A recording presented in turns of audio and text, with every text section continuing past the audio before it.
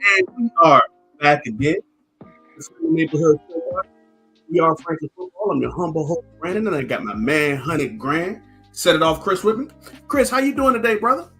Yeah, man, I'm good, bro. I'm good. Good, Mm-hmm. little under the weather, but Oh man, sorry to hear that, bro. it don't stop us from cranking a little bit of content out, man. We've Mm-hmm. been out last week, Yeah, but for the most part, man, I'm good, man. How about you? can't complain at all, bro. Can't complain at Good. all, man. I just think that we got a lot to talk about Absolutely. because the Cowboys have gone from mini camp to that little blank period in between now, and now they're into OTAs along with the rest of the league. Okay. So, with new happenings comes new content, and the grind don't Absolutely. stop. The grind Right. don't stop at all, Chris. So I was on Twitter today, Mm-hmm. and because we are not in the state of Texas, we don't get the privilege of being there in person and just reading a lot of people's notes about Right. the happenings at the start of the day. And Absolutely. Chris, it was some things that warmed my heart, man. It was Mm-hmm. some things that warmed my heart. I have not been, and I'm gonna start with, I don't apologize often, Chris. Let me say it that way. Mm. I have not been the biggest hope generator for Jonathan Mingo, right? Granted, I said we just gonna pretend like he's not there. Right. But with this being Dak and Mingo's like one of their first official practices together, to see them have an immediate connection and see Mingo have the second most targets behind George Pickens, Chris, that Right. make my heart smile, Chris, because Jonathan Mingo got a lot of criticism last year because he came into a system where the backup quarterback was in place, and didn't really excel, didn't elevate the team in any way and things like that. And he was a fourth round pick, basically. He was our fourth round pick this year. Right. Um, and the one thing that you have always said is that he ain't had no practices with Dak yet. He was practicing with a backup quarterback the whole time in Cooper Rush. Okay. So he caught every single one of his targets today, including one down the sideline. Gotcha. How do you feel about the growth of the Dak to Mingo connection? I think it works out a lot. It helps because it finally gets you to see what you purchased or what you Mm-hmm. traded for. Mm-hmm. He was going to be limited in what he could do with Cooper Rush because Cooper Rush is, as we all know, was a limited player, and we knew he wasn't going to make. There were certain things that we knew he was going to do, For but sure. I think with the accuracy of Dak and just Rain being who he is, Mm-hmm. it was going to elevate because let's say the tide raises all boats, Yeah. and Rain is the tide. And Mm-hmm. when he's there and he's playing and he's effective, it helps out everything else around it. So Yeah. having him starting to finally practice with Rain, starting to see him out there with Pickens, starting to see him out there with with the guy who's going to be slinging the pill the majority Mm-hmm. of the season, for him to have success this early lets you know, hey, there might be something there. And there's a lot Mm-hmm. of drawbacks on Jonathan Mingo. Just not from me, but from other people I've reached out Yeah. to about him, Mm-hmm. him being limited. Mm-hmm. And I just think you need to be able to that third and fourth and fifth receiver Mm-hmm. has got to be able to show promise that if CD's out and you got to lean on Pickens, then Yeah. you don't want to have the semblance of when CD's out and you put and it's just Pickens and whomever else is out there Mm-hmm. that they can get Or the the job done. opposite. Or if Or the Pickens is opposite, yeah, out. yeah, Pickens is out. So you don't Mm-hmm. want to go back to the point that there's only one weapon on the field. Exactly. And I think with Mingo showing that he has a connection with Rain, he can still work and get open. I think that's huge. And it just kind of helps you round out even before you go into camp what Mhm. your top 4 or 5 guys can do. Yep. And the 5 guys being CD, Pickens, and many people don't like Tolbert, but Tolbert's going to be out there, Mhm. as well as whatever tight end combination you go with. But Yeah. when one of your 2 top target pieces or weapons are off the field, you want to be able to feel like that third and fourth option is able to get the job done. So it was a good feeling to know that Mingo showed signs of life. Yeah. To be honest, Yeah. today. So it was a good deal. And just like you said, he definitely had some flaws when he was coming out of Ole Ole Miss. Miss. And one of those things, like route running and things like that, didn't really have smooth feet. But Yeah, I think that hopefully now that he's with a better quarterback than what he had in Carolina. Absolutely. In all due respect to Bryce Young, he started to develop towards the end of last year, but the game don't stop, and what he was in his first year and 3/4 wasn't that good, Right. But I mean, you there would was hope a that lot you of begin questions. to see you would hope that you would begin to see a lot of those qualities that he had as a draft prospect for sure. Yeah. But one thing I'll say is that, man, hey, look, I'm sorry, Jonathan Mingo. Oh, I'm sorry. Hey man, it takes a big man to apologize. Especially on these YouTube and these Twitter. The internet is forever. The internet is forever, Chris. Yeah, and it's gonna be here forever. So that's huge of you, man. And I understand your deprivation, T.I. word of the day, about giving him that grace, but the grace that I think he's got a chip on his shoulder. But I also think being in a better environment, and a place where you feel people are rooting for you to succeed helps out a lot. And I think with the environment and the setting of the football team right now, with under the leadership of Brian Schottenheimer, that's what gives you the point of saying hope springs eternal. And I think what we do here on Frankly Football is that because we yin and yang, you like, hey, this joker, I shouldn't count on him, and I'm kind of like, hey, look, you're more, and I can say this, you're more of, hey, what you like Janet Jackson. You on some "What have you done for me lately" type stuff. There we go. I was gonna say that. See, Chris, that's why you get me, Chris. You get me. Yeah. You on that "What have we done for me lately"?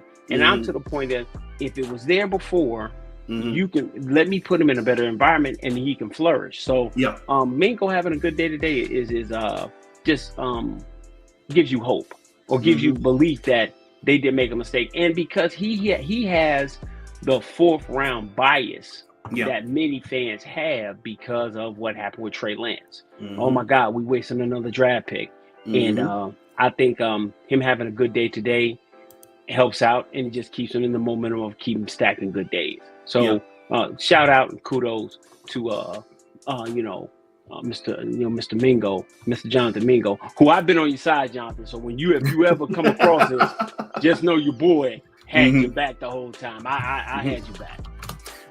But Chris, the activeness of the Dak to Mingo connection, that was just the whipped cream and the cherry on top today. Okay.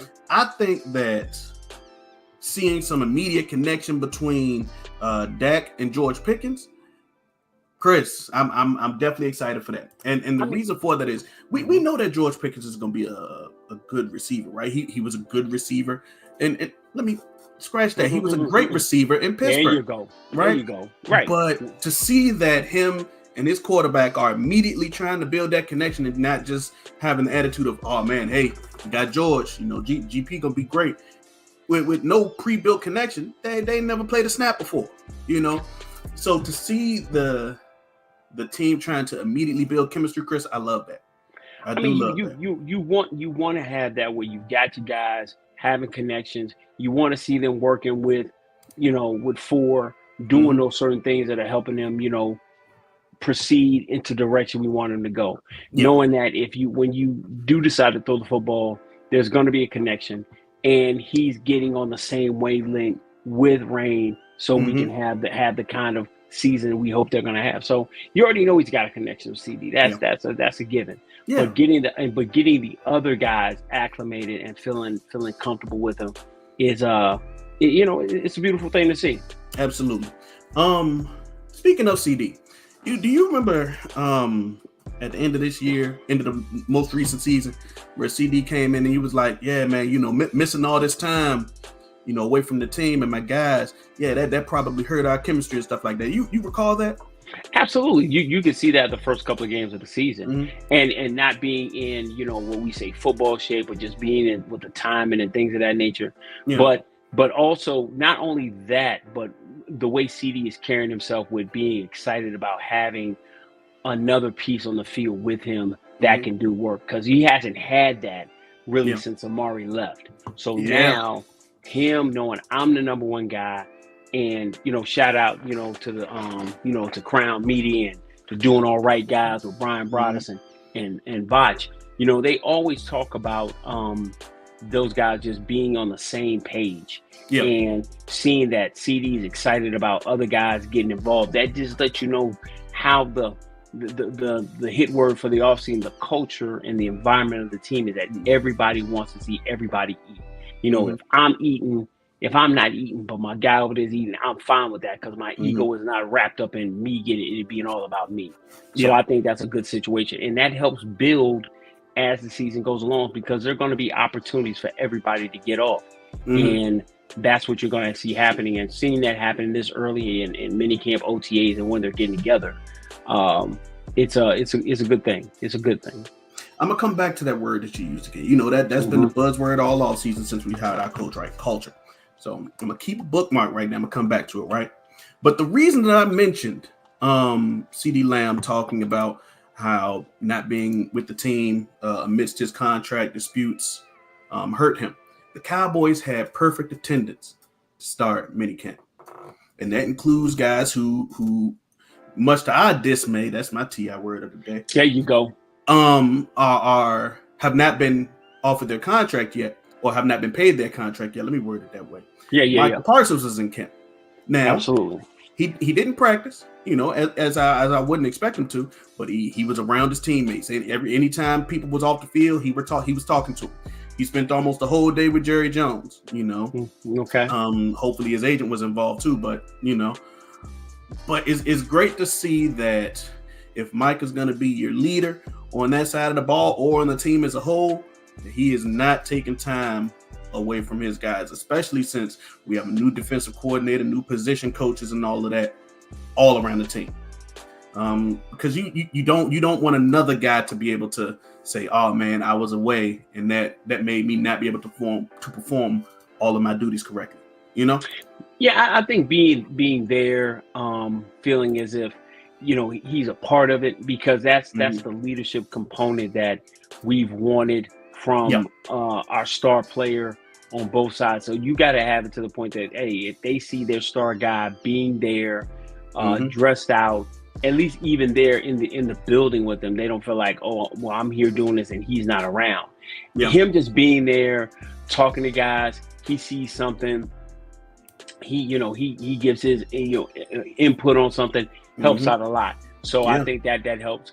And it's not like Micah hasn't been training on his own. He Yeah, hasn't for been sure. working and doing stuff. This isn't the first time that he hasn't, he's been not physically working on the field there, but Mm-hmm. he's been training. We've got videos of him training with his guys Mm-hmm. right after the draft, or doing different things like that. So it's always good to see everybody all in, Mm-hmm. all in, so to speak, from the player side. I see what you did there. Yeah, you like that, right? Mm-hmm. In that aspect. So I think that's a great feeling. That's a great start for this campaign, for this 2025 campaign. So they are, well, when I say they, Micah and Jerry are clearly in conversations, right? How much longer do you think it's going to be before that contract happens? Listen, man, it basically, I think, and that goes kind of segues into another thing. I just think the Cowboys right now, man, are, for those of us who, kind of got a little street savvy and things of that nature, the Cowboys are in their normal routine of the off season of playing three-card Molly. And so when you playing three-card Molly, you're trying to find out which card you moving things around, and getting you off point of what was my biggest thing going into the off season, of going ahead and getting people signed, taken care of financially. Because when your money's right, you walk a little different. You move. You move when you go look at your bank account. Your bank account is sitting right. You act a little. You're more cordial. You're more kind. When you got a little bit of money left over after you done paid your bills. Come on, man. You might pet that. You might pet that stray dog. You Hey. might help that old lady across the street a little bit more. Yeah. More. Quickly. And I think the Cowboys have been playing this kind of game with certain people for at least 2 years. Yeah. Man, as long as I've known, man, it's always down to the last minute. The debacle they did last year by signing Rain the day before the season started is just old and tired and played out, man. Yeah. And it's really for us as fans, and when we're taking a real look at what the team is doing, we kind of haven't changed. Even though we did sign George Pickens, we really haven't changed the way we do business by not getting people financially and getting the business done. Getting the business done. So I can see this going all the way up to, you get to camp, and after they do their opening meetings, then boom, the next day, boom, Michael Parsons has signed his deal. Great.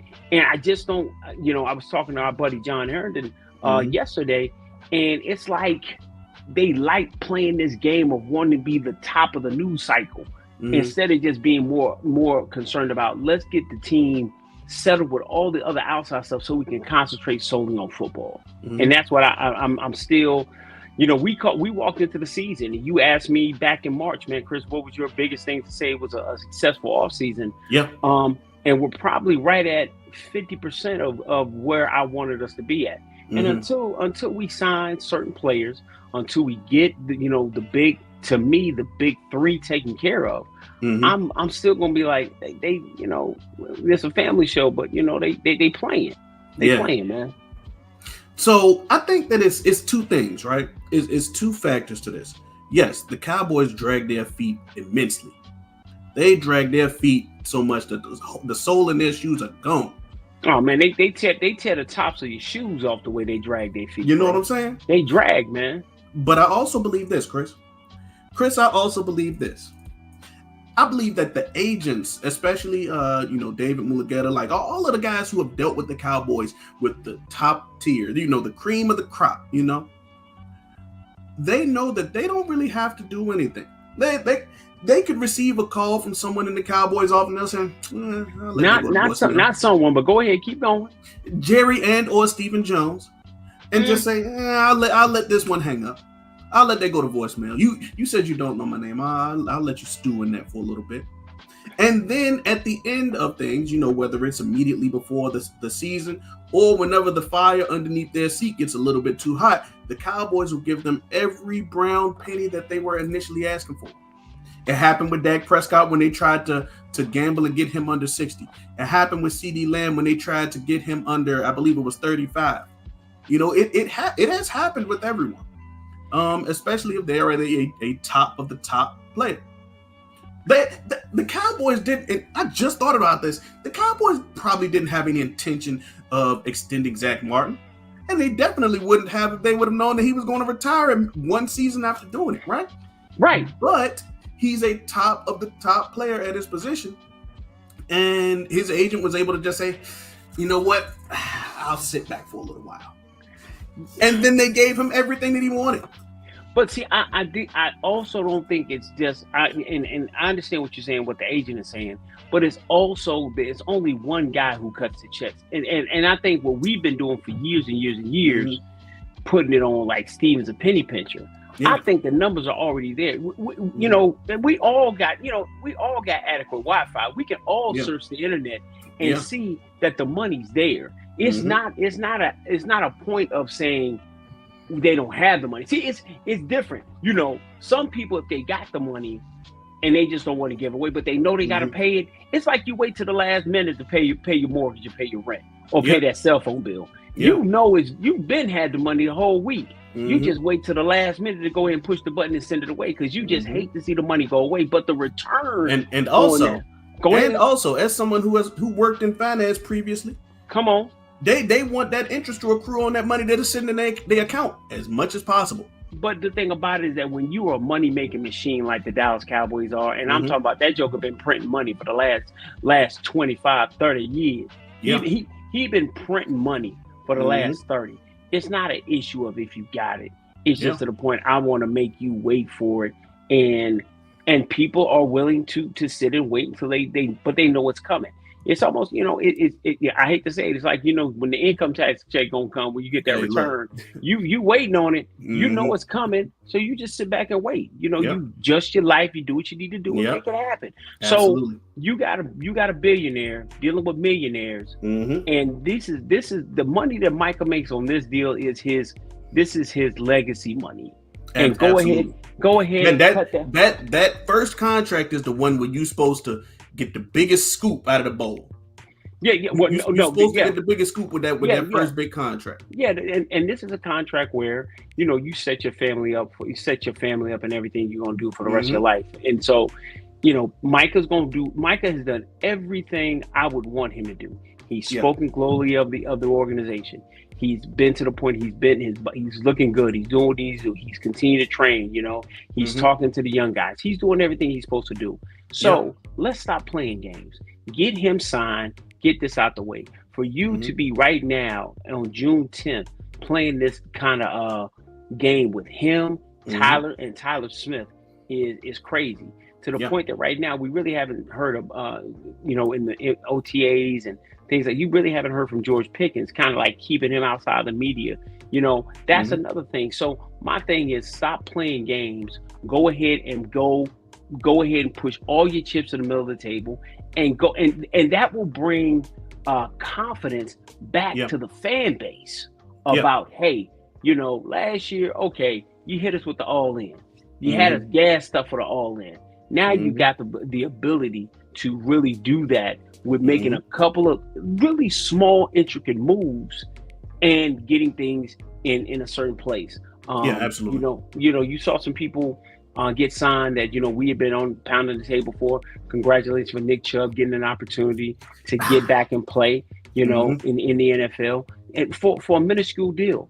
For a minuscule deal, 2.5 $2 million with like $4 million in incentives. Got you. So if you got a guy like that, a big, and you want to, and you want to be a physical football team and pound the rock. Yeah. Why not bring in another body? And hopefully in the next few days we can hear some stuff, or maybe a Damian Pierce, him, getting an opportunity to be released or something like that, and moving him over. James Cook don't want to be in Buffalo no more. You know what I'm saying? I think he's tired of that cold weather. He want to go wild out with his brother now. Hey man, listen, if it is what it is, you brought in, we brought in Dalvin last year. Go ahead and bring the better of the two brothers into the building that can give you an opportunity to win football games. You've seen him be effective. You've seen him play with an inadequate offensive line up in Buffalo. Not really Cook even see any snaps for us? I hate to interrupt. Yeah, Did Dalvin Cook see snaps? Come again? Did Dalvin Cook see any snaps? You know what? I can't. This is how checked out I was last year after rain went down. I don't think he did, Chris. But you had two running backs on your football team that you paid money to that couldn't give you anything. If you bring James Cook in, you get your immediate bell cow. You can bring Blue on slowly but surely. Maffa can start learning what he needs to do. You don't have to worry about the pass blocking situation with Cook because he's going to be a veteran. And now you've got three guys. You got three guys. Hey man, you know what you got if you bring James Cook in? Tryouts. Absolutely. I think, now, granted, you got tryouts right now, but I think that once if you bring in more competition, like I've been saying for a few weeks, Chris, shoulders got to be touching a little bit. You make that position meeting and happen in the smallest office in the star. Yeah. Do put them all right there. You put them in tell the coach closet. you got the front half of the room. All of the players, y'all got the back half of the room. And y'all fight. Put as many players in that back room as possible. And find out what's going and who's going to rise to the top. Absolutely. But and because you're playing, let's be honest. You're playing for 19.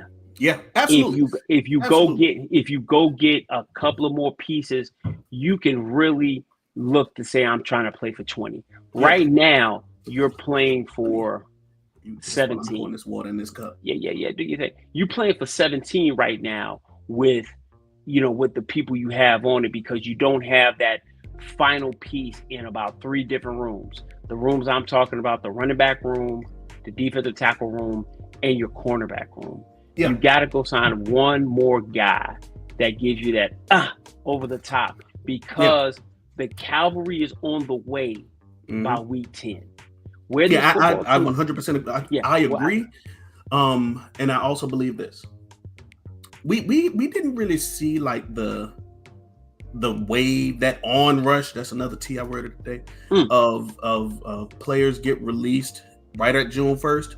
But I think that once you get out of OTAs, you're gonna start seeing like a little trickle of teams that be like, man, we got this fifth running back that we ain't gotta do. Jets might be like a team like that. Jets got a super deep running back room. San Francisco might be a team like that. Right. We can't really carry this extra corner. Oh man, we can't really carry this extra defensive back. You'll start seeing that trickle down as camp comes in, because teams got to be down to 90 guys going into camp. But what I'm saying is that even if you do that trickle, I don't want it to be a trickle of being a back in the end type corner. If I'm gonna go out here and get a corner, we're gonna talk about Jair Alexander, the Jalen Ramsey. Save that for them. But I'm picking up what you're putting down. You be a bottom barrel guy. Is that what you're saying? I don't want him to be. I don't want him to be a guy that you're like, oh, I don't want to be a Josh Butler. No offense to Josh Butler, but he's coming off injury. I need a guy that I know that in the back half of the season, if I'm gonna get 7 to 10 games out of a guy, when the reinforcements show up, it's different. It's almost like when Jon Snow was on Game of Thrones, and you saw that whole army coming down the hill on him. He raised his sword up, and you were like, "Hey, he about to go against this whole army by himself." But when the reinforcements came, right? When the reinforcements came, turn the tide of the whole battle. I don't want Jon Snow out in the middle of the daggone field waiting for the cavalry to come, and they don't come. And they don't come. That's my whole point. So why not now go ahead and make a decision, which I think they've already made a decision on a couple of guys. We're gonna get to it, and for certain reasons to be able to do that. So I think the whole thing is in their back pocket. They got Stephon Gilmore. That's already been said. Hey, listen, this is what we're gonna do. We're gonna bring you in. We know you're a step slow. You're a little bit longer to two, but you're a veteran, and we know we ain't gotta come in and you ain't do this. So, but let me go get another guy just in case. I like putting Stephon Gilmore with another guy, but if I can go get another top tier guy, I can stretch out Revel and Diggs coming back and being 100% when they come back. That's what I want. Revel being a rookie, I want to bring him in slowly. Yeah. Get him to play, but I want the guys around him able to make plays. Okay. Chris, you mentioned Jair Alexander. Absolutely. And I think great time to segue into that, right? Jair Alexander, I forget how many years he was with the Green Bay Packers. Might have been like 6 or 7 years or something like that. Absolutely. Yeah. But they decided that it was best for them to split ways. It's not you, it's me type deal. Yeah. Now, one thing you mentioned is that you want a guy that's going after 7 to 10 games, be able to be there for the reinforcements to come, right? Yeah. Chris, I'm not so sure that Jair Alexander is that guy. I'm not so sure that Jair Alexander would survive that 7 to 10 game stretch. Well, here's my whole point. Financially, play wise, he hasn't been healthy. We were talking about this before we got on. 68 games available for him to play. 34 he's played. Going back to giving a shout out to Brian Broaddus, man. Because I ain't got no connections with the league. I know a guy that know people. I know, we know some folks, man. We know some people, and if you get out there and listen to certain things, and the thing with Alexander is that he in the last 2 seasons has only played 7 games out of each. 7 games each. 7 games each. So, and here's the thing. Here's the thing. To take it a step further, in the past 4 years. That is what 68 games, eligible games. He's played 34. Right, that man has missed 50% of his time in the last 4 seasons. So if I'm looking at that, if I'm going to bring him in, and he's a little mercurial to say the least. We don't like to call people crazy, We'll say mercurial. I'm not crazy, you're crazy type thing. Yeah, that thing. And so he kind of left a bad taste in the mouth to the people up in Green Bay. So it's kind of out there that, you know, he has had those kind of issues. So I need a guy who's going to be who's going to be bought in to what's going on, and he's going to be able to be available, because your best ability is what? Availability. And so if he's going to give me 7 games. I'm looking like 7. And if I'm going to pay that kind of money, what kind of money am I willing to pay for that? But because he has a name, he may push the prices out of Steven and Jerry's mindset, because Steven and Jerry have a number that they want to give guys. Absolutely. And so I think Jair he's going to, not so much his availability is going to make it a question, but then the price, because other people are going to pay for him.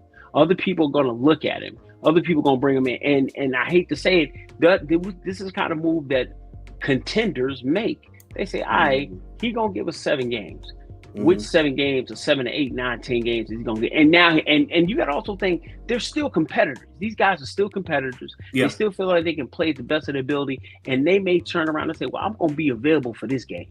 I'm going to do this. But the thing about with culture and things like that, putting him into this room, and because he's a little bit mercurial, you already got a mercurial guy on the offensive side that you're worried about. You know, low key, you're worried about. I don't think they want to deal with 2 of them. You see what I'm saying? They ain't never had 2.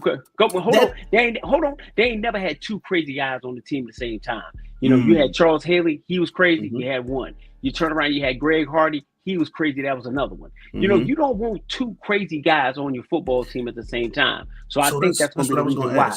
Can you manage 1 on each side of the ball? Can you live with that? Here's my thing. I believe you only really will be getting 1 crazy guy. I think the other guy isn't crazy. I think the other guy just wanted to win.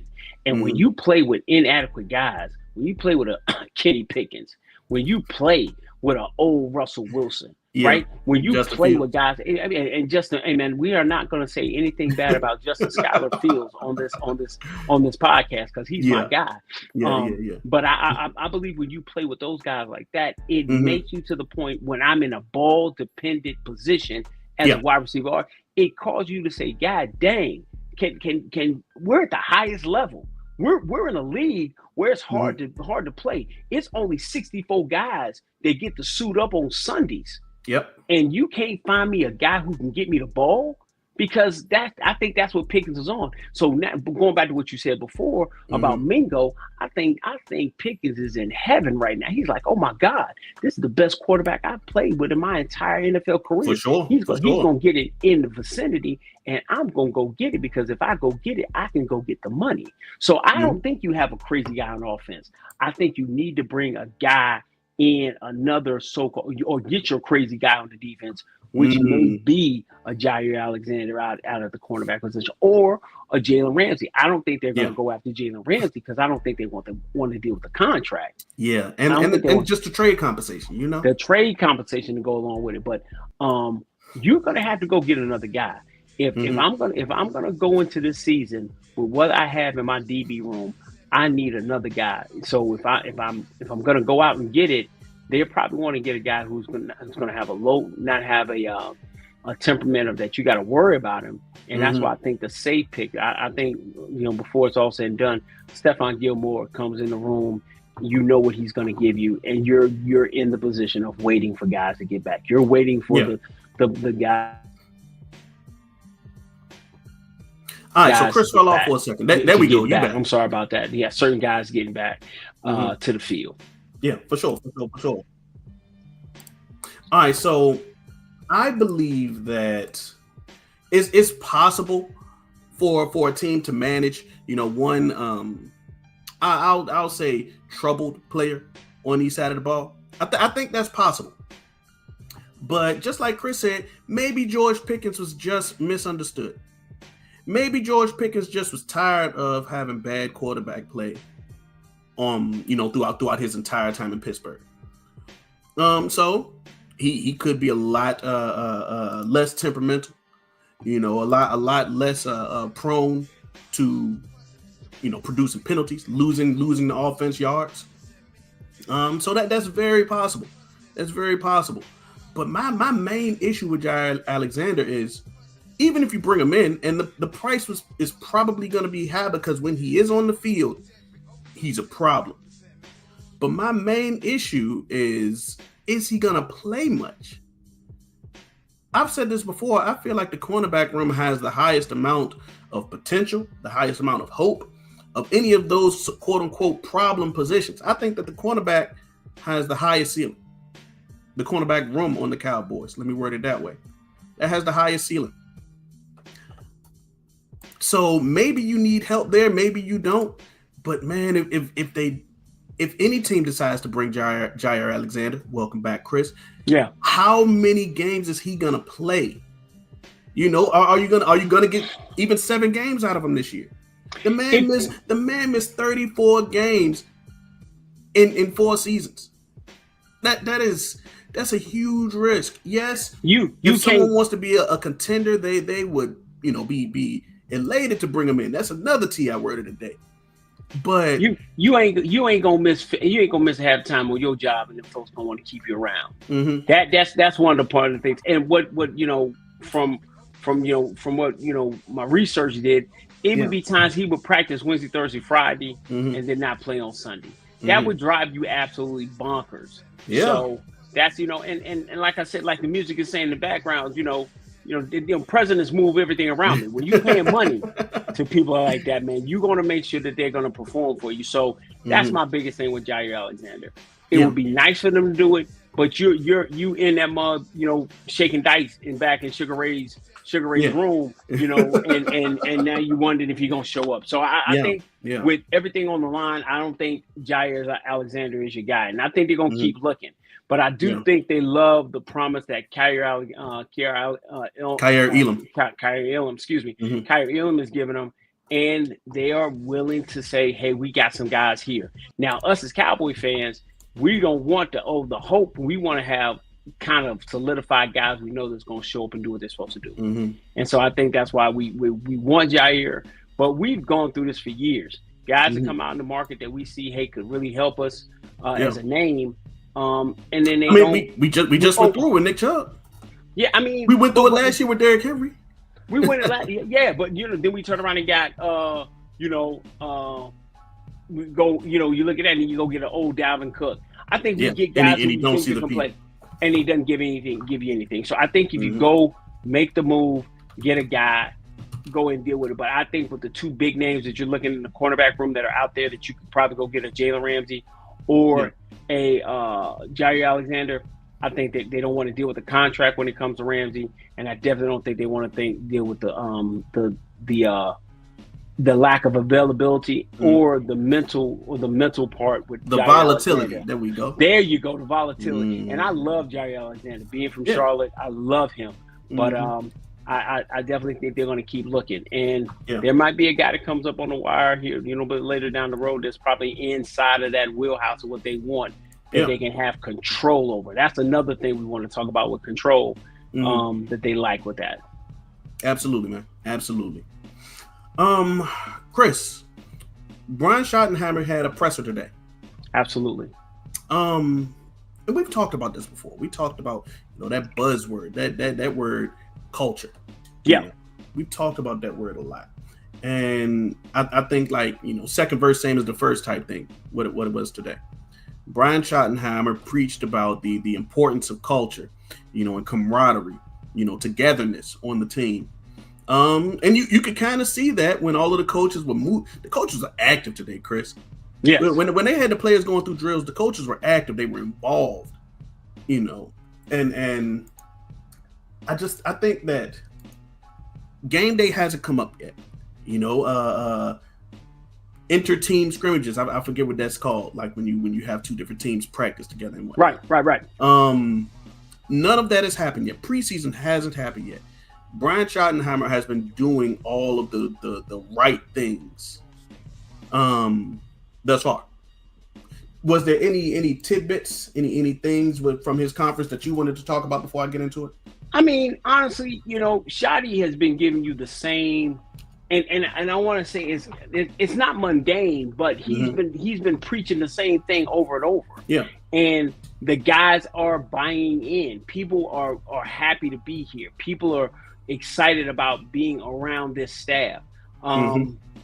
And you know, I don't know if it's because it's a new toy, or it's to the point of, or it's just new to them, but everybody seems to be marching to the same beat, to the same, you know, same rhythm. It's, you know, one man, one band, one sound type situation with them, because Yeah. everybody's saying the same thing from you. Everybody you talk to, it sounds like, I'm happy to be here, I'm excited. So what he said today that got me above all else was,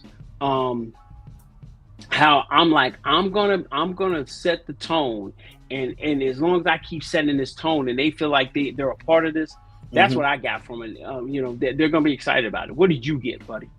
So first and foremost, I think that the players, at least on the surface level, like and or respect Brian Schottenheimer, Absolutely. because he talked about how he asked for Micah Parsons to be there. He said that it's important for everyone to be in attendance, at least at the start of minicamp. Yeah. And any player, especially, you know, cream of the crop player that is in the midst of a contract dispute wouldn't show up. Let's look at, for example, TJ Watt. Let's look at for example, Trey Hendrickson. Yeah. You know, that those are players who, you know, people will say that either on the same level as, or some people would say are better than Micah Parsons. They're not at camp. Micah Parsons is. Yeah, I mean, that's huge. But that lets you also know that he's bought into what's going on here. Yes. This is Micah's big first time, big time, you know, swing at the, you know, swing at getting the big money. So I think he's doing everything, but Micah's always said, I want to be a leader. All that stuff about him not being a leader and not being this, you know, that was all, you know, it was all, you know, just something to put out there to try to trigger. Going back to the Cowboys 3-card Molly game they play every year. Him, he you know, he debunked that by being there. He debunked that by coming there, being in shape and looking like he can move around and do certain things. So that's all there. I think Shotty, you know, even from, you know, the prank that Micah did by calling him at night, telling him good night. Yeah, I think Shotty knows what's going on. I think he's in tune with what's going on with the franchise. I think what ends up happening now, this is all about the Joneses right now. It always goes back to the Joneses about wanting to control the narrative. And like I said, they want to control the narrative. And when there's a guy when they want to vilify a guy, they know how to vilify him. When they want to make a proper guy up like he's all about the team, they do that too. I think Micah debunked that by being there, speaking glowingly of the franchise, saying I've been with my teammates. We just went out to dinner the night before. We've been spending time together. We're with each other on and off the field. That's a great sign. You weren't hearing that when the dude was up there with the hot boy chains and all that kind of mess. Talking about, you know, it ain't my position to make sure that, you know, you can pay me, stuff like that. I think he's like, hey, we're cohesive. He made a statement saying this is an egoless room. There is no ego in this room. So he's saying that, he's saying everything you want to say. He's, you know, for the defensive side of the ball, and that shows him his leadership. But it goes back to the Joneses wanted to control the narrative, get your mind off the main thing. We talking about Micah getting a contract we know he gonna get, and you got $37 million sitting in the bucket, and you ain't paying nobody. Nor are you going out and getting certain pieces that you need to make this team to get the. It's like, hey man, I know we use a lot of analogies, but if you playing spades, man, and you know you got the ace, right, the big joker, right, and the deuce, man. Go on, play him out, man. There we go. Go on, lay him out, man. You walk around with a sense of get them books. You know, get them books. Get them books and set them and win the game. You win the game by making a couple of. You already pulled all the levers to do it. So why not just go ahead and get it done? For sure. Yeah. Another thing, and this was pretty interesting when he said it this way, because he said it very matter of factly. You know, somebody asked how he would be able to assess if Dak Prescott and the offense is working, you know, in the 2025 season. He didn't try to fluff it up like he does, you know, with a lot of his other answers, because, you know, it's okay to see that he's kind of being like a CEO type coach right now, right? He just looked him squarely in the eye. He said wins. That's it. Yeah, hey man, wins. That was a Wins. one-word answer. Not Yeah. wins, and then all right, let's move on. Just wins. He Wins. let that. He Yeah. just let that sit and let it marinate in the air for a Yeah. second. Because once you get dubs, Mm-hmm. everything else goes out the window. You get Mhm. closer to where you want to get to. You Yeah. get closer to your end result. And Mhm. the biggest thing for this, what's a great situation or a magical number. Mhm. When we did our other show, make sure you don't miss shows. Make sure you go back and click and listen to what we're saying. Go You back and check got to it be out. to the point to saying if I've got my starting quarterback, who Mhm. he showed me when he's healthy, he's gonna get me in contention to get to the playoffs. Yeah. You got to get to the playoffs, and you got to Mhm. win 1 to 2 games. For You sure. got to win 2 games in the playoffs to get Mhm. this fan base totally back on board. Absolutely. So having a great offseason is good. Culture is great. Mhm. But you go into the season, you get 10, 12 wins, you get into the playoffs, and you make a good push to try to get the Lombardi. That's gonna silence everybody. That's gonna Yeah. get people on your side to say, okay, this guy, he knows what he's doing. We like we love what he's putting down. Mhm. And that's what we're looking for. Dubs is all we need. Yeah, absolutely. I think that when he talked about the importance of leadership and things like that, this is something else that I like. And I kind of like touched on it a bit in my first point when I talked about the attendance. I'm gonna read this quote first, right? I'm gonna read this quote. And this is him talking about Micah Parsons, actually showing up to camp. And Todd Archer, provided this quote, so great for that. Thank you for that. Said, number one, to have everybody here, perfect attendance is a good thing. I think it just shows you that he's serious about what we talked about, which is developing the leadership mentality, the mindset to be a guy that we can count on, not just the fourth quarter when he's got to make the big sack or get pressure on the quarterback, Right. but just in general throughout the course of a week. There you It's been go. a long season. We all know that, and my conversations with Mike have been great, and really all the guys. But he's doing the things he's supposed to do in terms of he's training, he's prepping, he's been in, and he's been out. And nobody is more excited than Micah about what we're building here. And he's excited to be back in the building doing it. So here's the thing, Chris. I think that with Brian Schottenheimer being a new coach, you have to think about how he can win over the team strategically, right? Instead of going to each player and trying to win them over first, it's best to win over the true leaders of the team, or in Micah's case, the guys who want to be the leaders, But it's best to win over the true leaders of the team first and say, hey, this is not going to work unless I can get all of you to buy in first and foremost. You got to get your bona fide that the team sees as a leader doing those things. Therefore, they say if he's doing it, and I know I'm not at his level, I gotta push to get to that. If you get those guys, then everybody else kind of falls in the line, and they work together. And now, so when you got an issue, you got adversity come, that leader gets to show up, and it's not just the coach saying it, but you got your peers saying it. It's different when your peers are saying, hey man, come on, we got to go do it. Hey, I know you're hurting. I'm with you. Now it helps the team move along and go in that direction. Yeah, it's not so much I don't want to let the coach down. I want to let you down. Yeah, absolutely. Absolutely, man. And when you have the first guy doing it, it's like a domino effect. Absolutely.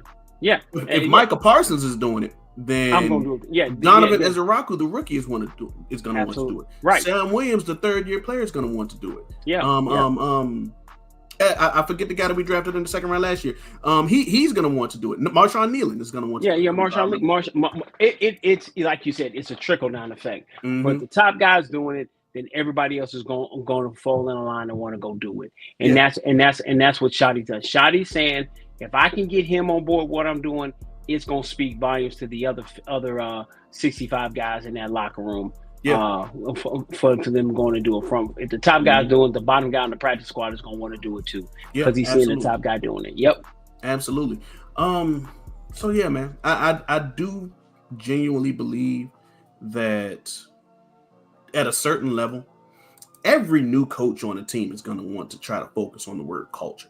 I'm sure that Kellen Moore's talking about culture a lot down there in frankly Saints. Whatever they Right, whatever, mutual yeah, equivalent whatever they is. You talk, know what yeah, I'm saying? yeah, right, absolutely. Talking Saints, things like that. I'm sure that when Harbaugh came into Los Angeles, he was talking about a new culture and what he wanted to do. Yeah, And you can keep going on to every team. Oh yeah, everybody wants to have a mindset what the coaches do, but if the coach is able to connect, yes, with his top players, it's going to move all the way down. Mm-hmm. So if you've got guys happy financially, right? Yep. And then feeling that the coaching staff is trying to get the best out of them so they can be the very best player they can be. Because at the end of the day, these guys just want to be the very best player they can be because they know they got a small window to do this. Mm-hmm. Then it's going to echo through. And we both know, as well as anybody that's kicking it with us, man, know that if you win in Dallas, it echoes forever for them. Yeah. They can go places and not have to pay for meals. They go places and their name gets noticed forever if they win here in Dallas. Absolutely. I don't. And this is not even implying that this is going to happen now. But what I'm saying is, man, Chris, any Cowboy that would ever win a Super Bowl in Dallas, they might as well not move out of the state of Texas. They might as well not move out of the state of Texas. Listen, man, you know as well as I know, good or bad, your name is linked to the Dallas Cowboys. Yeah. Michael Irvin ain't been on the field for over 20 some odd years. Yeah. And Michael Irvin's name still rings. You had a young man who got in trouble here recently in Dallas. The news said former Dallas Cowboy, good or bad. Yep. It's going to be. It don't make a difference. He played for 3 other different teams. He's always known as a former Dallas Cowboy. Former Dallas Cowboy. Right. Absolutely. So that's how it works out, man. That's how it works out. Chris, you sent me something today. Mm-hmm. And you sent me something talking about the Bengals rookie, their first round rookie, Shamar Stewart. Yeah, man. And how he, is holding out because he hasn't yet signed his rookie contract yet. I think the rookie contracts are kind of weird. I feel like they should be like set in stone. Like, okay, if you're picked at this spot, positions get paid this amount. If you get picked in the second round, so on and so forth, third round, it should be set in stone. But they already are. Mm-hmm. They already are. But they're all not fully guaranteed. Right. They have different clauses. I think that everything should be uniform. And I'm not even going to say uniform. It should be linear across the from the top to the bottom of the draft. Of course, descending in pay rate. But they are, and that was the one thing with the CBA. What they did that that the players gave back to the owners about having that ability to have certain things like the first pick in the draft gets this much money. He gets like a 10% escalator over what the guy did last year, and then it goes down the line. The first round is fully guaranteed though. Right. The second and beyond or not. Right. But if you turn around, but there's also the mentality and the mindset of that individual. So a guy like Shamar Stewart, who we all, or many people in the draft community, looked at it, there were questions about him coming out anyway. Sure. Right? About his production. So for him to have these kind of questions on him now, and for him not to be doing anything on the field, because I hate that happening with rookies, though. I hate that happening with rookies because I feel like you have to take away all possibility of distraction for the rookie contracts. They did that after Sam Bradford. Sam Bradford got that huge contract, and then it caused a whole lot of hullabaloo, and they changed the whole rookie pay scale. They should just make it concrete because one thing I do believe is that there's an issue because there's a clause in his contract that if he if it's like a conduct detrimental thing, it'll remove all of the rest of his guarantees instead of just that 1 year's guarantees. That's the main holdup. But that was the same thing. But going back to that, that's been in the contract from the beginning. Yeah, that same thing happened with Zeke. That was the reason why you had the whole deal with Zeke. When Zeke got into trouble in that situation and he got suspended, he lost all his guarantees. So being the fact. All right. So while Chris is working his way back, I genuinely want there to be linearity with the contracts. Solidarity. Let me say it that way. I don't want players to have to deal with different clause issues. I think that it should be one band, one sound with the way that rookie contracts are structured. So yeah, man, that Shamar James thing sucks. But guess who not holding out? Cowboys second round pick Donovan Ezeraku does not have, and there's Chris again. So Chris, one thing that I was saying, Donovan Ezeraku is not having those issues. He hasn't signed his contract by the way. He just talked today about how, look, man, that's gonna work itself out. I'm here to be a part of the team. But that goes back to what I was saying. And let me hit that now. When Zeke had that situation happen, that was Zeke having his own issues off the field that caused that. And even though they went through that whole courtroom drama and all that stuff, he had to do all that testifying. He said I was innocent, and that came back to take away his guaranteed money. Now, but the thing about it is that whatever has to get figured out in the contract, we can negotiate that. Let me show up to work and do what I'm supposed to do, and then it'll work itself out. It's going to be a line here, line there, but I'm not missing what the most valuable thing I need: time on the field and with the team, being bought in, learning what I need to do so I can be successful once we get the off the field stuff taken care of. Absolutely. That speaks volumes to character, mindset, and understanding. Oh, there you go. Understanding the opportunity available to you. When you get an opportunity to change your life forever at any level, if you know it's a minuscule thing that we can come to an agreement to, let me continue to do what I need to do to prepare for me to go forward in my career. Desmond Easy said, listen, that's going to get taken care of. I'm living the dream. I'm playing in the NFL. I could have never imagined as a young boy going through this process, getting an opportunity to go live out my dream and play a game that I've been playing for damn near for free up to the last couple of years when they just started giving money to college players. Yeah. Now I'm finally here. Let me not something as minuscule as a line here, a line there to stop me from going to do what I want to go do. And guess what?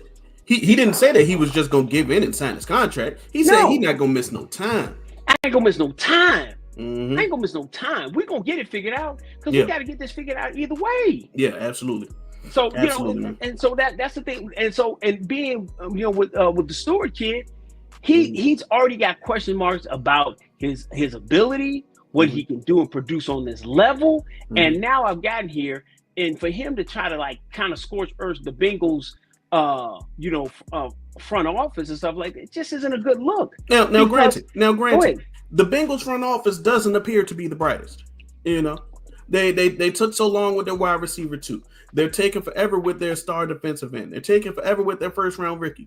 They don't appear to be the sharpest knife in the drawer. They might even be a spoon in a case full of knives. I don't think it's about being a spoon in a case full of knives. They got certain things that they've drawn the line in the sand.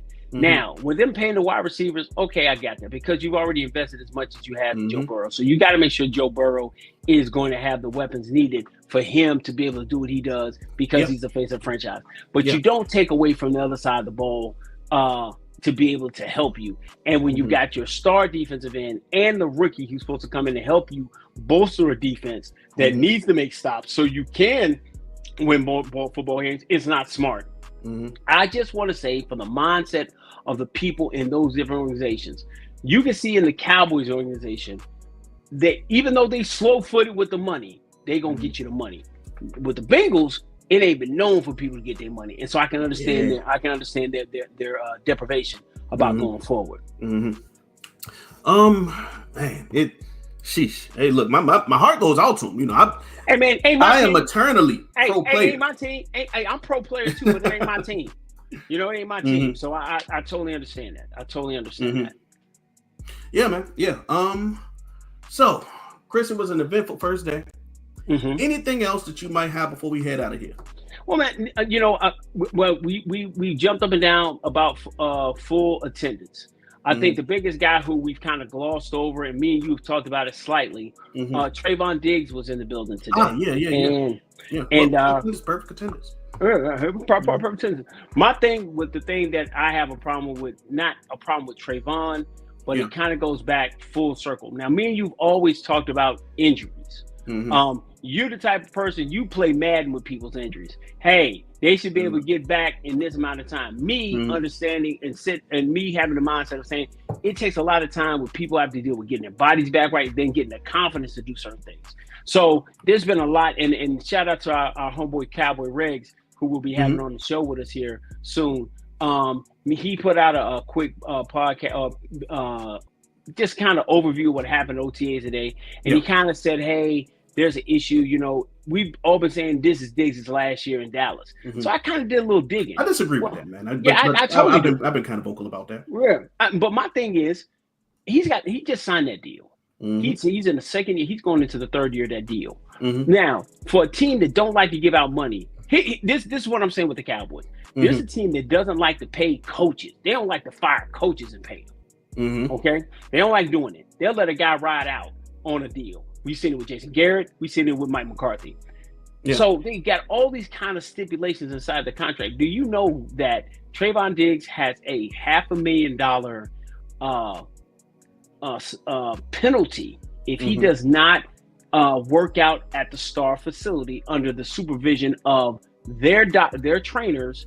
And isn't that percentage like 85% of the time? Correct? About 80, about 86. It's something stupid like 86.4, and he has to be at the facility. So he showed up at the facility today. But you got to understand Trayvon Diggs' mindset. Trayvon Diggs tore his ACL. Yep. Worked at the facility last time, right? And then it's been put out. Oh, he didn't take his rehab serious. Well, he had to have a nerve that had to have regrowth inside. And it takes more time. So he got cleared to play. Let's get this out the way. He was cleared by the staff, by their doctors to go play. And then he goes out and plays 11 games and gets hurt again. Yeah. So now this time he goes and he's not relying on the Cowboys facilities, who we have already had documented that they don't have enough trainers. They don't have certain people there to give the attention needed for him to do it. And now this man takes it upon himself out of his own pocket to go get other trainers, to continue to work to get better, to go back and try to save his NFL playing career. So isn't this a strange thing, Chris? This is a strange thing. The Cowboys have possibly the highest cost training facility in the league, right? But they don't got enough bodies to fill it. They don't have enough training staff to fill it. Why is that the case? That I don't understand. And I will never understand that. If you got this mausoleum to football, that you charge tours to go have people walk through it, things of that nature, why would you not have adequate number of people to help get your people ready? So inside of the contracts of your highest paid guys, Rain Dakota Prescott, Trayvon Diggs, Osa Digizua, and Michael Parsons, anybody, CeeDee Lamb, guys like that, they got those signed in their contract that if they're not at the facility working with their guys, they get docked money. But Trayvon doing that the first time, and he gets hurt in not a different knee, the same knee. Why would he not say, I'm going to prioritize my health and my ability to play this game? Let me go get an outside source to do it. Now I'm biased, okay? Because in what way? I'm biased. I have someone that I love with my whole heart, who, when he was going through his rehab, he was working with the staff, but then he felt like the staff wasn't giving him everything he needed, and he went out and reached out to his own trainer. His own trainer gave him some more exercises and things of that nature to help him get back up to speed. And by the grace of God and by him listening, he's well on his way to being ahead of schedule to getting back to being able to play the game he loves. Now he's playing it at a different level, different place, but he's glory to God that, and to me, is that we talked today, he's supposed to be at 50% and he's at 70%. He's well on his way to being back on the field in July. He wasn't supposed to be back until August. You follow me? Now, Trayvon Diggs is saying the same thing. Let me use that. I used their facility before. I did what they asked me to do, but I'm going to prioritize my ability to play at the level I know I can play at. And now, but instead of the Cowboys saying, okay, as long as we talk to your doctors, talk to your people, you're on track. we're going to charge you $500,000 for not showing up and being in the facility. Now, Chris, I don't know if this is something that they can actually do. Can Diggs No, bring his no. guys? No. I'm talking about. I'm just hypothesizing here. Can Diggs bring his guys to the Star with him? And since he's doing individual workouts already, can he just say, "All right, I'm going to do my workout, but with my guys"? Is that something that players can do? Why? But see, if I'm a guy who's training people, I might not be just training Trayvon Diggs. I'd be probably maybe training 4 or 5 other guys. So if I'm doing 4 or 5 other guys, why am I going to move my whole facility just to go to the Dallas Cowboys? Why don't the Dallas Cowboys do this? You're a multi-billion-dollar corporation. Why don't you hire some more daggum people? I would love it, Chris. I would Come love on, it. man. Go ahead. You got the notoriety. Dude, they could hire me and you to come in there and do some stuff. We're gladly gonna do it. You know what I'm saying? But here's the thing, Chris. Here's the thing. It's not like they're unaware of this. They've been consistently rated as, one of the lowest, if not the lowest, team as far as quality of staff. Absolutely. I mean, and this is rated by players saying, "Hey, they don't have." They're players. They're players. Not the media, not the fans. They're players. The guys who are on that 53-man roster. So this can't be something that they're unaware of. But going with Stevie Mack, it's not about rushing players back because they can't. They're not rushed back. They had to get cleared. But the problem is they're saying we don't have the adequate staff to make sure we get the specific treatments we need. And because he had a nerve issue, that's going to take a little bit longer. So when they say, well, it should be ready based on what our calculations, but if he got a nerve issue and he was able to go out and play 11 games, he went out and play 11 games. I think he had 6 picks. I think he's had 6 picks since his all-pro season. So he's still 6 interceptions at one point in time that led the team in interceptions. You know what I'm saying? Because that's what the GOAT did. You know what I'm saying? Jeff Heath, I think he led the team in interceptions. Hey, I was with you, Chris. I was with you. He's the GOAT, though. He's the GOAT. Jeff Heath led the team in interceptions one year with like 4 interceptions. So you got a guy who got 11. See, and I think that's where it kind of gets out of the way, out the box, because doing 11 interceptions in a season, man, that's incredible. Unheard of. That's I mean, it's only he's behind Everson Walls.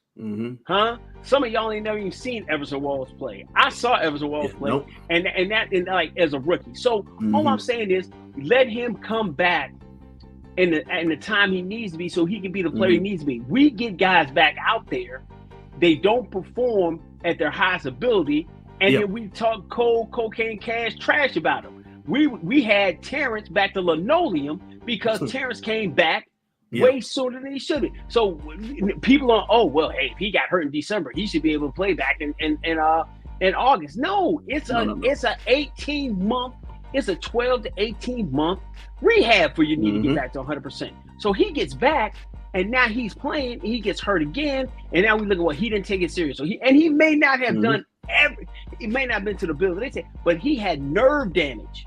So it takes a little bit longer for the nerve to get back and get to 100%. So now he's taking a different approach to get back to be the player he is. And you've already got him under contract for another 3 years. So all this stuff about, Diggs is getting cut or they're going to release him or let him go, and that's crazy because they got a $16 million hit. They got a $16 million cap hit they got to pay for Zach Martin retiring on them. They ain't really ready to let that go. They're going to want Diggs to try to fulfill the contract, but to attack him, to take $500,000 from him is criminal.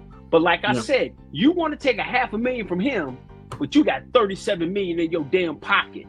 Even more if you just go ahead and sign the people you need to sign. Let that dude come back, be who we know he can be, right?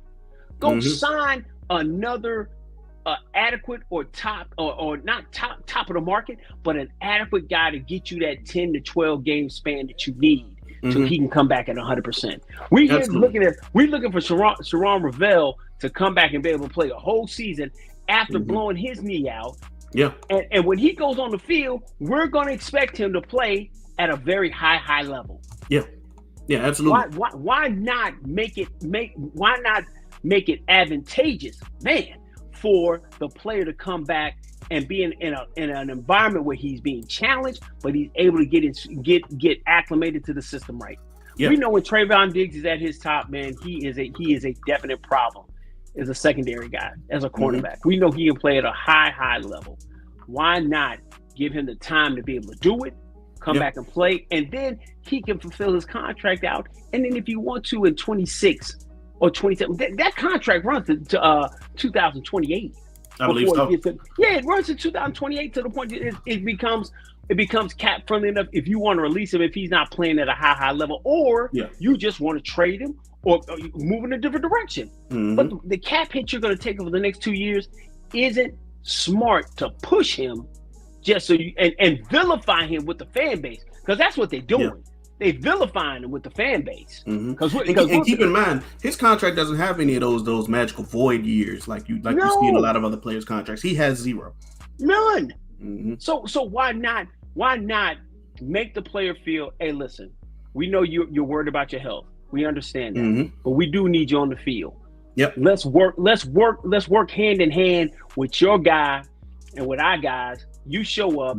This thing about him being on pup, he was always going to be on pup. Of course, he was always. He got injured, and granted, it wasn't an ACL issue; it was a cartilage issue. But he got hurt after 11 weeks. He played 11 games, or at least 10 and a half. Got hurt in December. Had to waited to get the surgery in January. Now he is 5 months removed from surgery, and we're expecting him to be out there running and jumping and doing everything like it's no problem. So I feel like the people that expected him to be available at the start of minicamp or at the start of Oxnard, that's a little unrealistic, man. That's not even a little. That's very unrealistic. But the organization came out with, he didn't take his rehab serious. He's not doing this. He's not doing everything he needs to be able to do. And what ends up happening, you take two different guys, and you say, and this is what we've done. Many times, done the time. So you look this, and they'll say, "Well, Rain tore his bone off his hamstring, tore the hamstring off the bone, and he's already back. That's fine. Take time. He slims down. He does certain things in that nature. It's still to the point. Guys heal differently, and Rain is to the point where he's at a different level of the field. We're not expecting Rain to run. If you see Rain running, you holding your breath." Yeah, at this point in his career, absolutely. That's right. But Trayvon Diggs plays the game backwards. He plays the entire game running backwards. Yeah, I want him to be at 100%. So go help him do that by going finding a guy who can give you that 8-10 week window that he can get 100% healthy, and then my cavalry comes in and helps push me to the place I'm trying to get to. But like I was saying, and you had kind of dropped off. You were having your issues. My bad. People just trying to call me. Yeah, people trying to call me, find out what's going on, man. And man, we taping Franklin football. You know what I'm saying? Lock in. Yeah. Tell them like, comment, share, subscribe. But here's my thing: the cornerback room has the highest level of hope, the highest ceiling out of all of these other problem rooms, and I guess you could use the word problem, I'm not sure, causes for concern on the team. I think that the room that could turn out the best, if you just leave it as is the cornerback room. Because not only are you going to have Diggs and Revel come back, at some point during the season, but then you have guys who you're hoping that live up to a certain level of potential. You have Kyer Elam, who you're hoping to, with a new location, find his spot in the league. You have guys like is it Buddy Johnson? I think his name is. Well, Buddy Johnson's a linebacker, but you got my bad. You got you got guys all over the place. You got Josh Butler. You got Josh Butler. There we go. You want Josh Butler to come back. You want Trevon Revelle to come back and show him that he graded out. You got a steal in the third round for a first round talent. You want Trayvon Diggs to move back to his normal form. You've got to go. But then help you got guys in the safety room that you're hoping to live up to some potential as well. Shoot, they got Wanye trying out snaps in the slot. I think they're trying. What they're trying to find people who they can move around. Can come down, because if you can put Wanye down in the corner, you can put another guy up top. You can, maybe the Clark kid you got out of Syracuse. Maybe if you're not gonna cut Dono, which you should, you can turn around you can put Wanye Thomas as a slot. But I think you're better off with you get addition by subtraction by letting some guys go. You know, sure. And making certain moves. I want Wanye on the field as much as possible. I want Ball. Yeah, I want Ball on the or Bell. I want Bell out there as much as possible. The more I can have Dono off the field, that helps me. So, but that helps you by going out and finding another guy in these June cuts or these mini camp cuts that you can say, okay, he has promise. He fits inside the budget of the money that we want to be able to do. I want to shoot something to you, man, about the money too, and so we can get up out of here and do our thing. I love a little bit of capology. I love it. Yeah. So Jordan Lewis got $10 million. He did to go be the second corner down in Jacksonville, right? I think that his market was actually lower than what he thought it would be, and that's why he went to Jacksonville and he just enjoying a little bit of Florida weather, I guess. Yeah, but I think if you turn around, has the market changed where you start paying more for a corner that you can bring in money wise? So I think whereas we were talking about before about Jalen Ramsey not wanting to go get his contract. Yeah. Do I think you want to go and pay the $20 million to get a Jalen Ramsey? Is that out of the Cowboys' price range? Absolutely. To go get a guy. Okay. Absolutely. But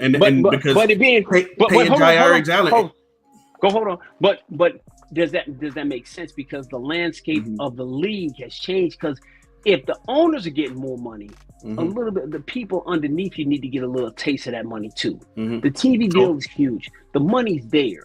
It's gone from being $10 million you pay for a guy, where you got to go pay $20 million for a secondary reserve type guy, and you got to spread it out.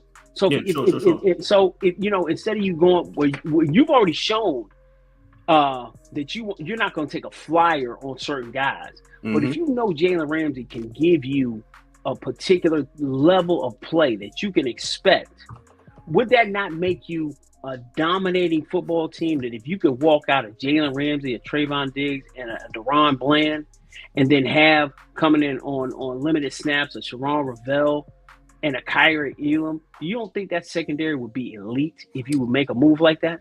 I would love it.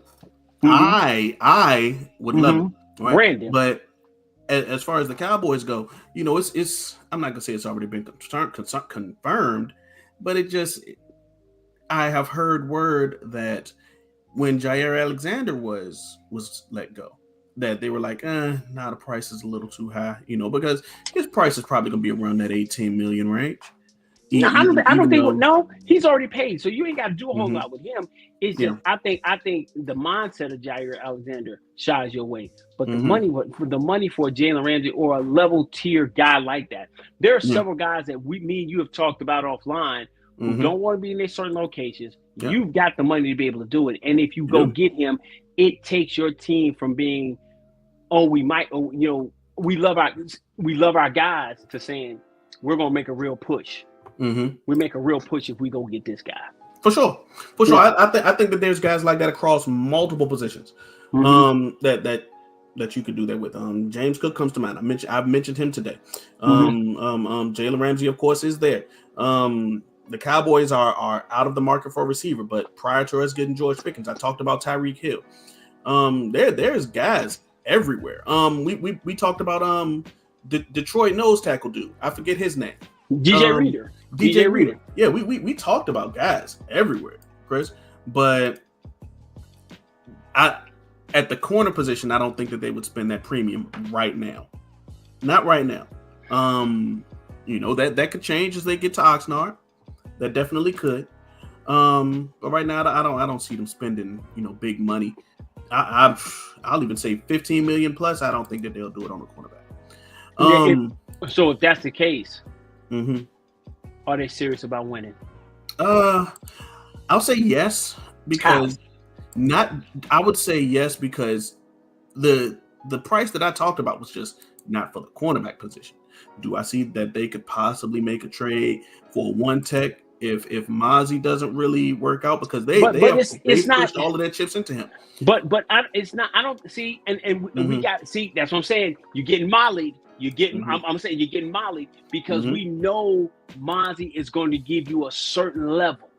You need is their level satisfactory? Yes. It's satisfactory to the point it's as good as Jordan Davis in Philadelphia. Listen, you are not going to go a whole season with one guy. Yeah. The Eagles just showed you that last year. They had Jordan Davis, they had Milt Williams, and they had Jalen Carter. You need another guy. So you're not going to go 20 games, right? You say you're trying to get to 20. I'm capping it at 19. You ain't getting to 18, 19 games without having a decent rotation. If I got a Mozzie, a DJ Reed, a DJ Reader, Osi Adigazua, and the two young guys behind him, I got a rotation where I can bring guys in, my guys stay fresh, and I can fight the fight. You see what I'm saying? Absolutely. Why not go solidify yourself in the one room right now that you got the most questions? I ain't talking about for the season. I'm talking about day one. Go get a guy. Yeah. You got 3 rooms that you got questions. Your running back room, your defensive tackle room, and your cornerback room. Yeah. Go make the adequate moves with guys you know that can play. I can love my young guys all I want to. But until I go and take the time to go put the added other pieces to make this thing work, I'm not honestly being serious about getting over this hump, getting rid of this NFC championship stigma if I'm not willing to go do that. So that kind of goes back to the thing that the Cowboys, 1 second. Okay. That kind of goes back to the thing about the Cowboys prioritizing views and notoriety and infamy and things like that over winning. Over what Shotty said, the most important thing was winning. That's it. So I'm like I said before, I'm not really sold that they're done. I just think that they're done like for now. It'll probably have to be a thing where they'll have to either see something bad in minicamp, or if they'll have to wait until they get to OTAs and just determine, okay, some of these down roster guys. There we go. That's the PC way to say it. Some of these down roster guys, just ain't cutting it, to be where they at. So they'll probably make a move somewhere in Oxnard, but just right now, I don't really see it happening. Okay, I mean, and that's fine. Listen, it's June 10th. It's June 10th, and I understand that.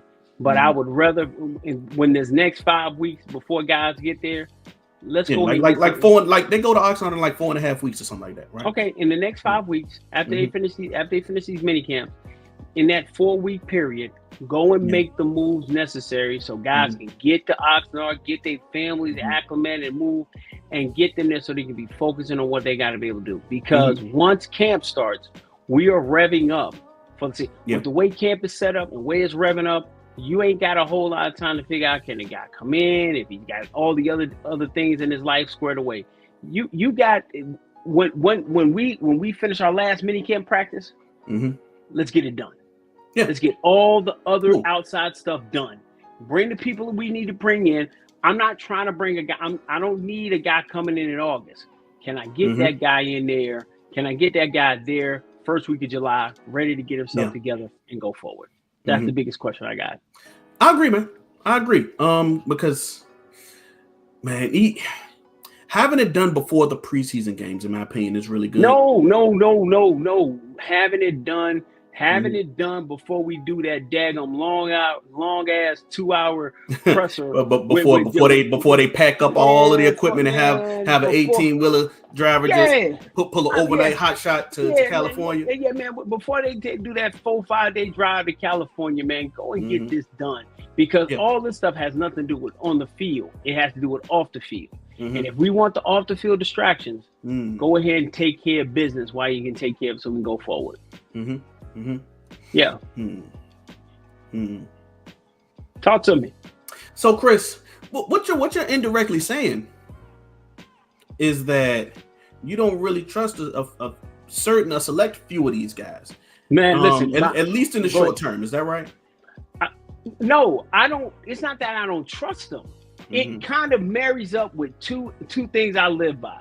My father-in-law says, handle your business or your business will handle you.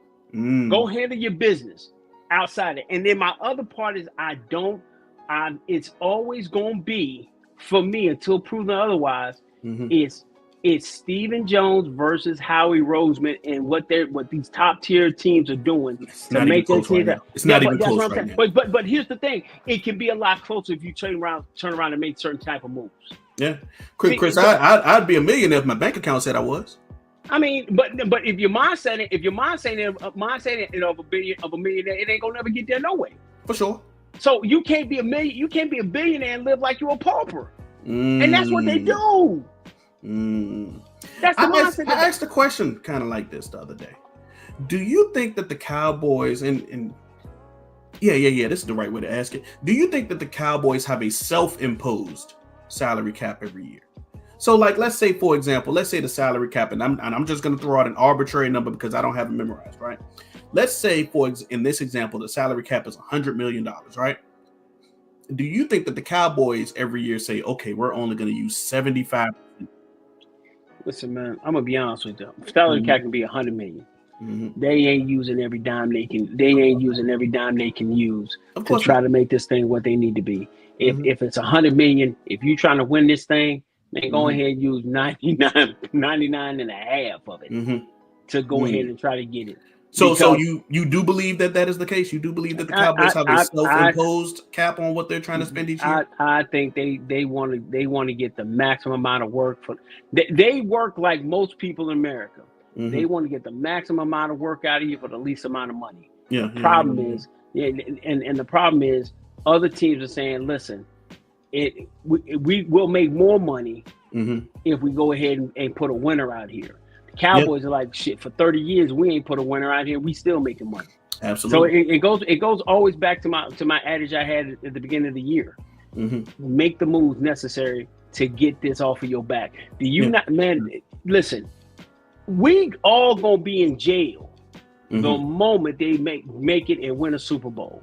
Everybody got, man, we all gonna be in jail. Chris, Cowboys win a Super Bowl. Cowboys win a Super Bowl. You have my bail money ready, Chris. Hey, listen, man. It was some of the Philly content creators, man. I had a real, oh man, them dudes. But I knew what it felt. I do the same thing, Chris. That's why I don't never hate on them. That's why I never hate on them, Chris, because I would do the same thing. I'd be the exact same way. I'm gonna be all the way drunk on that post game stream, Chris. I'm gonna be on the stream, blowing a cigar, drinking. I'm gonna show my entire behind when they do it. But because they don't. Jerry is to the point. He's comfortable. And that's the worst place for anybody to be in, especially in a competitive situation. When you comfortable, you ain't really to really give it all you got. And that's where we're at. So at an hour and 27 minutes, man, we always back to the same thing, man. How bad do they really want it? We want it more than they do.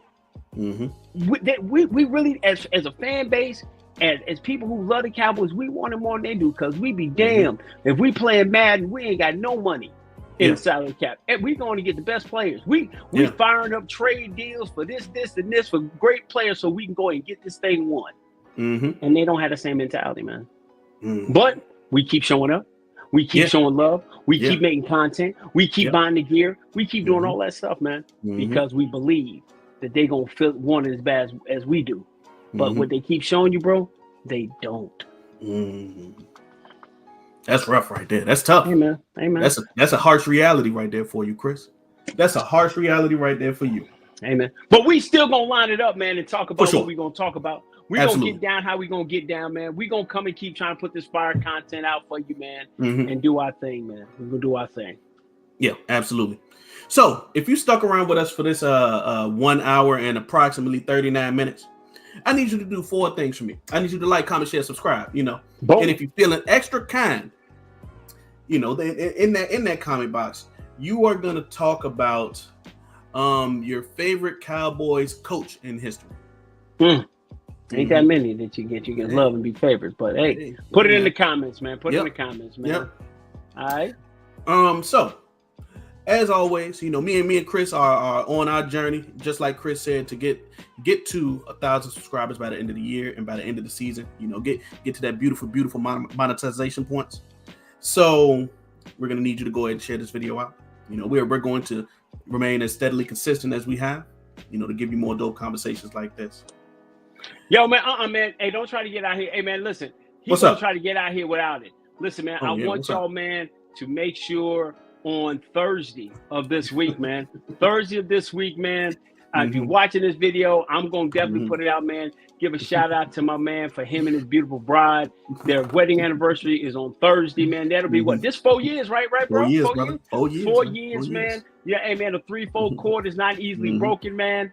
And give my man a happy anniversary for him and his bride, man. We're super excited for him. We won't be taping on Thursday, but we will be back here on these YouTube airways giving you this dope content, man. Show your boys some love, man.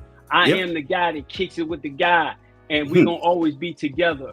Frankly, football. And until next time. Peace.